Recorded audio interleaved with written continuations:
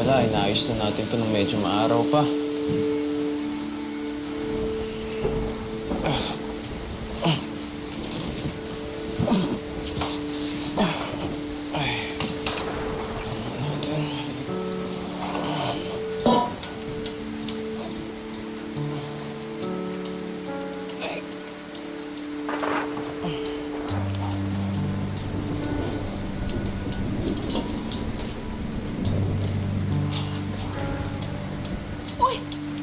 Tirso, paano huwag mo nga pakialaman yan, ha?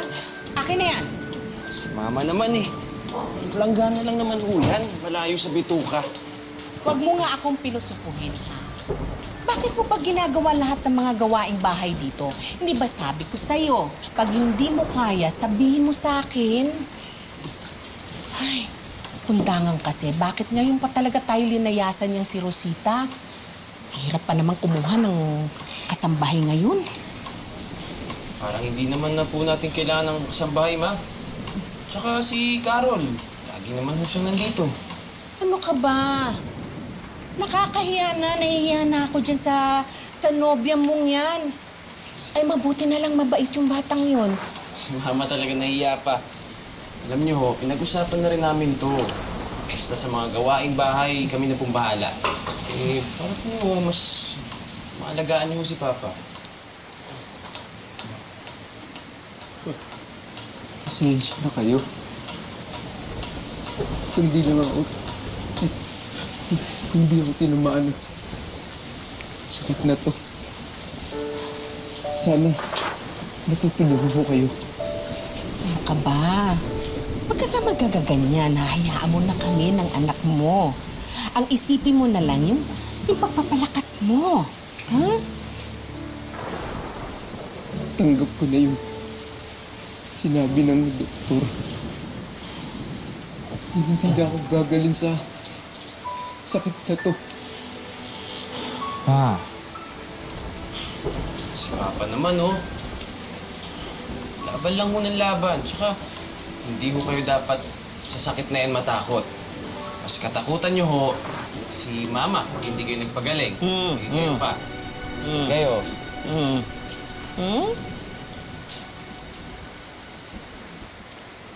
Kailan ba darating sila? Daisy at Pablo. Tinatawagan sila ni Tirso. Kaya lang, hindi sila sumasagot. Pero, huwag ka mag-alala. Tatawagan namin sila uli maya-maya, ha? Para makita ko man lang sila.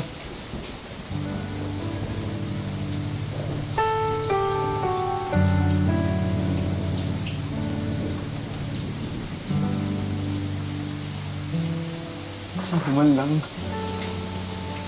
marinig ko ulit yung dating ingay ng bahay na to. Bago ba lang ako? Ay, di ba alas 9? Baka kailangan mo na kumain, ha? Sandali, hahanda ko na yung pagkain mo.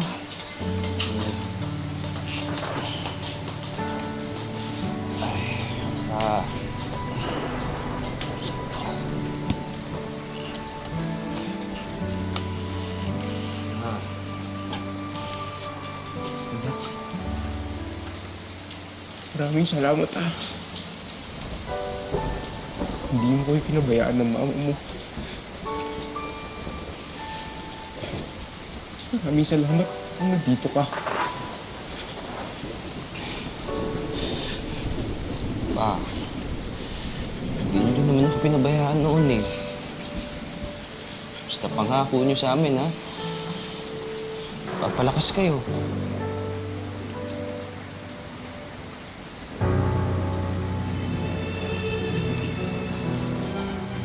Pa? Pa? Pa, okay na kayo, Pa? Mama! Ma, si Papa! Pa! Bakit? Pa! Bunso sa tatlong magkakapatid si Tirso. At kahit may kapansanan, inako niya ang pag-aalaga sa mga magulang nang bumukod na ang mga kapatid niyang sila Daisy at Pablo. Kaya naman, hindi maiiwasang tila mas pinapaboran siya kahit siya ay ampon. Isang bagay na mula pagkabatay hindi na matanggap ng kanyang mga kapatid. Ang marupok na relasyon nila Daisy, Pablo at Tirso ay lalo pang mahahamon sa pagpanaw ng kanilang ama. Tungkol dyan ang ating 2-part episode dito lang sa Tadhana.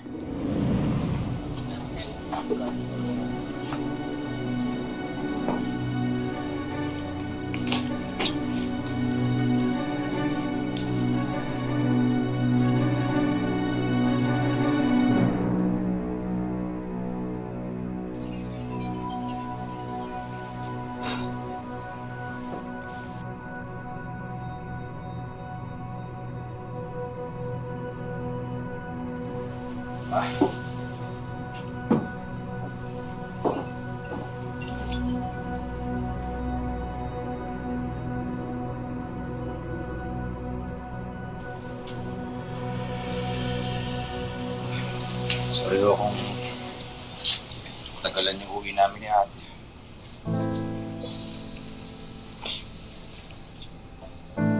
Tagal ng papa. Hintay ka niya. Tama, nagpapadala naman mo ako. Hindi kailangan ng papa mo ang padala mo. Ang kailangan niya kayo.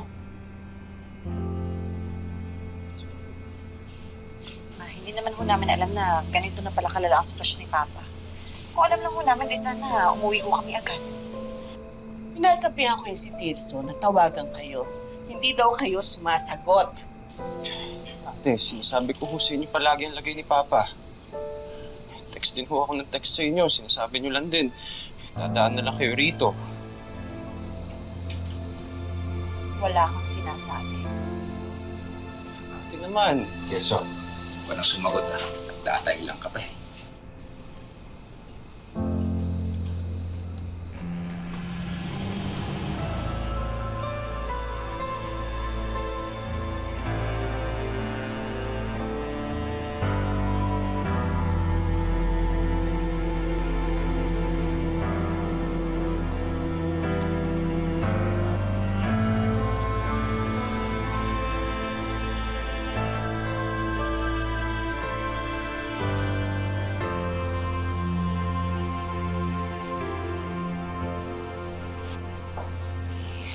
Mag-isa ka na rito. May iniisip lang, mahal.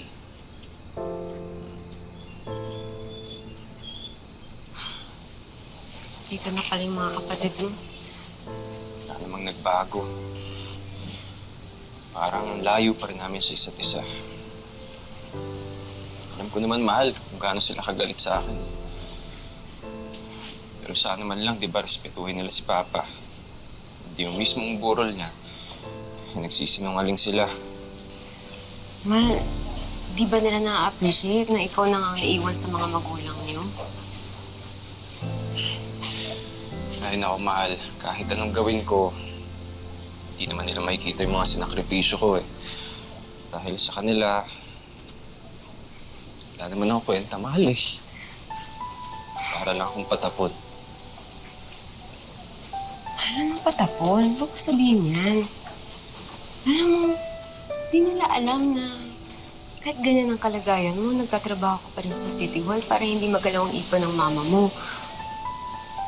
Mahal, baka kailangan na mag-usap na para magkaintindihan na kayo.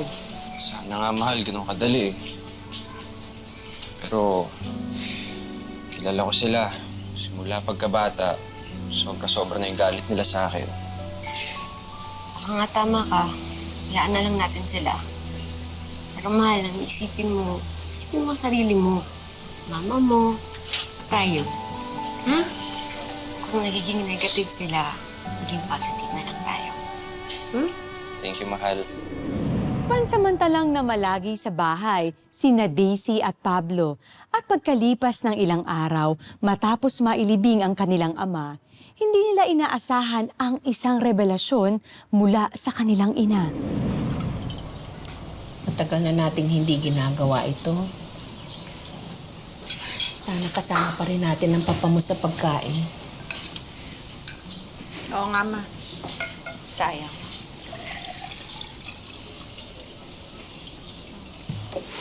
Ma, ngayon nga pala na wala na si Papa. Saan niyo ho gustong tumira? Baka gusto niyo ho sa amin.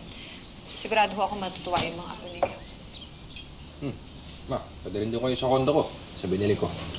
Wala naman nakatira dun. Hindi ako sanay sa Maynila. Tsaka ayos na kami ni Tirso dito. Ma, wala ba kayong balak benta tong bahay? Oo nga pala, Ma. Kasi di ba yung titulo nitong bahay kay Papa pa nakapangalan? Baka kailangan na natin asikasuhin agad yung pag-transfer nito. Oo nga. Titulo ng bahay? Oo nga. Bakit? May problema po ba? Nailipat na ng papa ninyo sa pangalan ni Tirso ang pagmamayari ng bahay na to. Ano? Ibinigay ko na rin sa kanya ang party ko. Kung ano, hindi ko na to kailangan, matanda na ako. Ma, seryoso ba kayo? Akala ko ba nagkaintindihan na tayo? Hindi ba? Ibinigay na sa inyo ang palayan.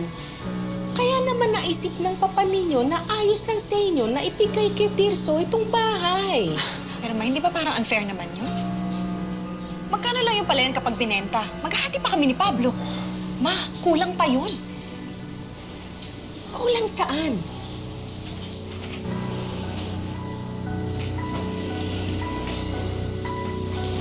Ma, ate, kuya.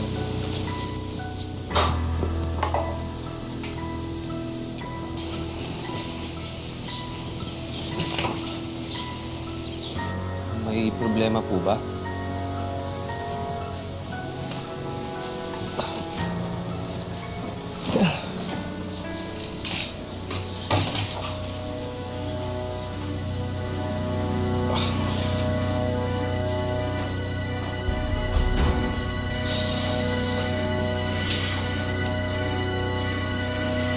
Ikaw. Ikaw ang problema namin.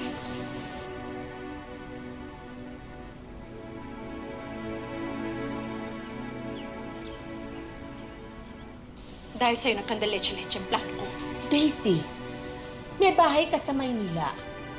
May kondominium naman si Pablo. Hindi nyo na kailangan ng bahay na ito. Kailangan ko to. Kailangan namin to. Tsaka ma, hindi lang naman tutukol sa pera. Tungkol to sa karapatan namin.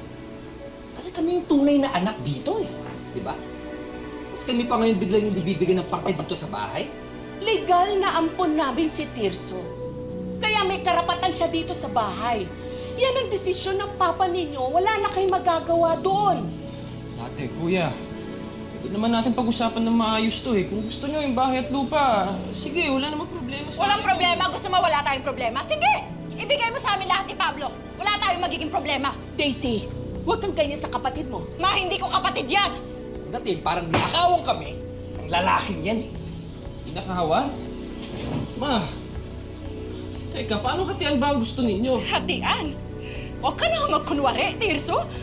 Sigurado ako, tuwang-tuwa ka dahil sa'yo mapupunta tong bahay na to. Ang gusto mo, ha? Eto? Ha? Daisy, ito? Wag, ate, wag! Sa'yo lahat yan! Ate, wag! Ayan! Ate, tama Sige! ka! Sa'yo na yan lahat! Ate, Ano tama ba? ka! Daisy! Umamit ka nga sa akin, Tirso! Ano bang pang-iikot ng ulo ang ginawa mo kay Papa, ha? Ayusin mo yung pananalita mo, ha? Totoo naman eh. Hindi ko alam kung anong klaseng panlalasa na ginawa ng lungko na to kay Papa. Hindi ko alam kung bakit pati kayo o tumutulay ang palayan. Tumalik ka. Bakit ganon? Bakit kayo nakuha yung masama? Bakit kami pa yung mali? Kami na nga yung nanakawan dito. Ay, kami na yung biktima dito, Ma. Tama na! Ano ba gusto nyo mangyari? Gusto namin mangyari?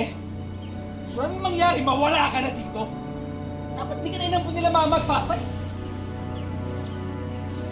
Bakit parang problema ko pa, kuya? Pinagay ko naman lahat, ah! Bakit hindi nyo tanongin yung sarili nyo? Nung pinabayaan nyo ang mga magulang natin, may narinig ba kayo sa akin? Pablo! Bakit, kuya? Papaya! Pablo! Sabi mo ba yan? Sige! Palang mukha mo! Sige! Sige, magpatayo kayo lahat sa harap ko! Magpatayo kayo sa harap ko.